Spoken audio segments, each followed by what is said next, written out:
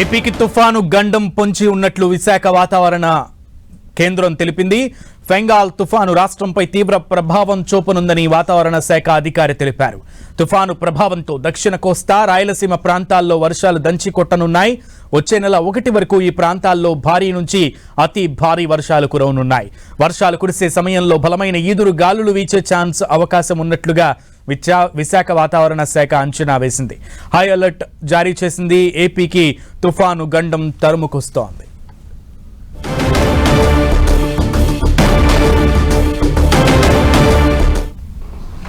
దక్షిణ కోస్తా ఆంధ్రప్రదేశ్లో ఈ మొదటి 2 రోజులు అనగా ఈరోజు రేపు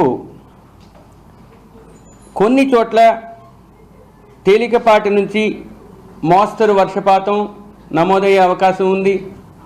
రేపటి సాయంత్రం తరువాత దక్షిణ కోస్తా ప్రాంతంలో కొన్ని జిల్లాలలో ఎక్కువ చోట్ల తేలికపాటి నుంచి మోస్తరు వర్షపాతం నమోదయ్యే అవకాశం ఉంది.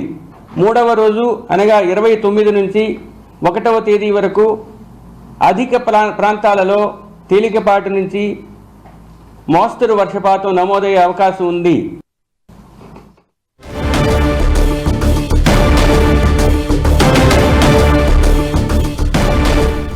ఏపీకి ఫెంగాల్ తుఫాన్ ఎఫెక్ట్ ఉండబోతున్నట్లుగా వాతావరణ శాఖ అధికారులు హెచ్చరికలు జారీ చేశారు. పూర్తి సమాచారం మా ప్రతినిధి జార్జ్ అందిస్తారు. జార్జ్, నైరుతి బంగాళాఖాతంలో తీవ్ర వాయుగుండం కొనసాగుతుంది. ఇది రాగల 6 గంటల్లో తుఫాన్ గా మారే అవకాశం ఉన్నట్లు విశాఖ తుఫాన్ హెచ్చరికల కేంద్రం చెప్పడం జరిగింది. అయితే గడిచిన 6 గంటల్లో గంటకు 8 కిలోమీటర్ల వేగంతో వాయువ్య దిశగా ఈ తీవ్ర వాయుగుండం కదులుతూ ఉంది. అయితే ఇది మరింత బలపడి తుఫాన్ గా మారుతుంది. దీనికి బెంగాల్ గా నామకరణం చేయనున్నారు. అయితే ఇది రాగల 48 గంటల్లో ఉత్తర వాయువు దిశగా పయనిస్తూ శ్రీలంక తీరాన్ని తాకుతూ తమిళనాడు తీరం వైపు పయనించే అవకాశం ఉన్నట్లు చెబుతూ ఉన్నారు. రానున్న 4 రోజుల్లో కూడా రాయలసీమ, దక్షిణ కోస్తా, ఉత్తరాంధ్ర జిల్లాల్లో మోస్తారు నుంచి భారీ వర్షాలు కురవనున్నాయి. ముఖ్యంగా చూసుకున్నట్లయితే కనుక రానున్న 24 గంటల్లో నెల్లూరు, తిరుపతిలో భారీ వర్షాలు కురవనున్నాయి. అంతేకాకుండా రానున్న 48 గంటల్లో అన్నమయ్య, ప్రకాశం, చిత్తూరు, నెల్లూరు, తిరుపతి జిల్లాలో 1-2 చోట్ల భారీ నుంచి అత్యంత భారీ వర్షాలు కూడా కురిసే అవకాశం ఉంది.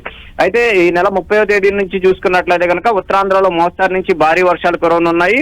దీని ప్రభావం వల్ల దక్షిణ కోస్తా తీరం వెంబడి చూసుకున్నట్లయితే 45 నుంచి 55 కిలోమీటర్ల వేగంతో గాలులు వీనున్నాయి. అయితే ఇది ఎగ్జాక్ట్ గా చెన్నైకు ఈ తీరాన్ని తాకుతూ వెళ్తుందని వాతావరణ శాఖ అంచనా వేస్తూ ఉంది. ఇది తుఫాన్ గానే తీరం దాటే అవకాశాలు అయితే కనిపిస్తూ ఉన్నాయి. ఇప్పటికే చూసుకున్నట్లయితే కనుక చెన్నైలో కూడా హై అలర్ట్ ప్రకటించడం జరిగింది. అక్కడ ఉన్న స్కూళ్ళన్నిటికీ కూడా సెలవులు ప్రకటించారు. అంతేకాకుండా ఇక్కడ సైతం కూడా మత్స్యకారులందరినీ కూడా అలర్ట్ చేశారు.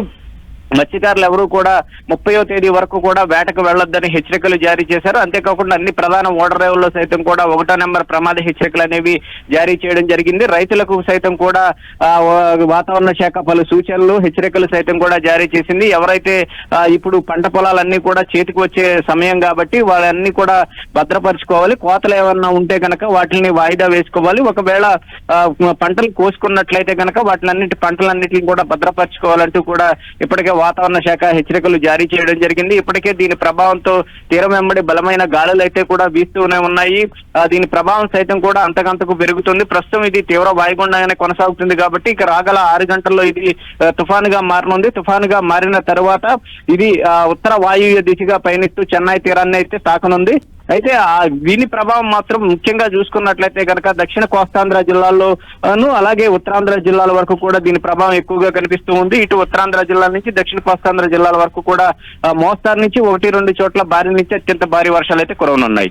జార్జ్, అయితే ముఖ్యంగా తమిళనాడు వరకే దీని ప్రభావం ఉంటుంది అని అనుకున్నప్పటికీ ఇప్పుడు ఏపీకి కూడా దీని శాఖ తగిలేటువంటి అవకాశం కనబడుతుంది అన్నట్లుగా వాతావరణ శాఖ తెలిపింది. సో అధికారులు ఎటువంటి చర్యలు తీసుకుంటున్నారు?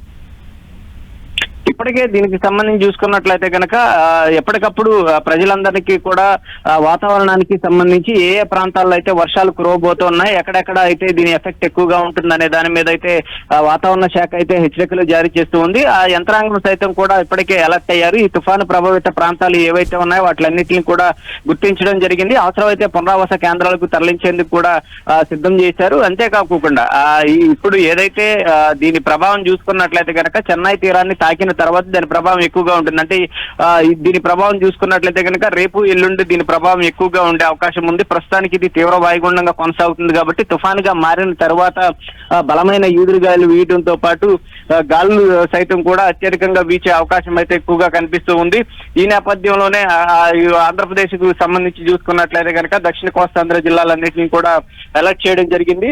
ఇప్పటికే చూసుకున్నట్లయితే కనుక కొన్ని ప్రాంతాలకు ఎల్లో మెసేజ్, మరికొన్ని ప్రాంతాలకు ఆరెంజ్ మెసేజ్ సైతం కూడా జారీ చేశారు. ముఖ్యంగా చూసుకున్నట్లయితే కనుక ఈ ఏదైతే చూసుకున్న ప్రకాశం, అలాగే వైఎస్ఆర్ కడప, పొట్టి శ్రీరాములు నెల్లూరు జిల్లా, అన్నమయ్య, అలాగే తిరుపతి, చిత్తూరు వీటిలో ఏవైతే ఉన్నాయో వీటిలన్నిటికీ కూడా ఆరెంజ్ మెసేజ్ జారీ చేశారు. అంతేకాకుండా శ్రీ సత్యసాయి, బాపట్ల, అలాగే కోనసీమ, కాకినాడ, అనకాపల్లి, విశాఖపట్నం, విజయనగరం, శ్రీకాకుళం జిల్లాలకు ఎల్లో మెసేజ్ జారీ చేయడం జరిగింది. ఈ ప్రాంతాలు ఏవైతే ఉన్నాయో ఆ ప్రాంతాల్లో దాదాపుగా చూసుకున్నట్లయితే 1-2 చోట్ల భారీ నుంచి అత్యంత భారీ వర్షాలు, మోస్తరు నుంచి భారీ వర్షాలు అయితే ఈ ఉత్తర కోస్తాంధ్ర జిల్లాల్లో కూడా కురవనున్నాయి. Okay George.